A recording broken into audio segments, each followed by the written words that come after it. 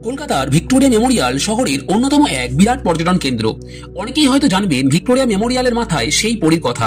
এই পরী আগে ঘুরলেও এখন ঘোরে না কেন, এই নিয়ে উঠেছে নানা রকমের তর্ক বিতর্ক। আসুন সেগুলোই জেনে নেওয়া যাক। যারা ভিক্টোরিয়া মেমোরিয়াল দেখেছেন তারা নিশ্চয়ই জেনে থাকবেন এই পরীকে বা নারী মূর্তিকে। প্রধানত এই ভিক্টোরিয়া মেমোরিয়ালের মাথার দিকে রয়েছে একটি গুম্বজ, আর এই গুম্বজের বাইরের দিকে রয়েছে একটি ব্রোঞ্জের গ্লোব। এই ব্রোঞ্জের গ্লোবে পারদে ভরা। এই গ্লোবের উপরে দাঁড়িয়ে আছে 6.5 টনের ব্রোঞ্জের এক নারী মূর্তি।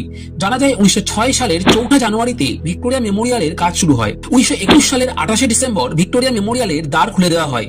এরপর বসানো হয় এই কালো পরীকে। বিশেষজ্ঞদের দাবি এই পরী ঘুরতে বাতাসের গতিবেগ প্রয়োজন 15 কিলোমিটার পার ঘন্টা, কিন্তু কলকাতার আশেপাশে উঁচু উঁচু ইমারত হয়ে যাওয়ার কারণে গতিবেগ অনেকটাই কমে গেছে। অন্যদিকে ভিক্টোরিয়া মেমোরিয়ালের কর্তৃপক্ষ জানাচ্ছেন পরীর নিচে রয়েছে একটি গিয়ার বক্স, যার ফলে পরীর এই ঘূর্ণন কালক্রমে সেই গিয়ার বক্সে জ্যাম হয়ে যাওয়ার জন্য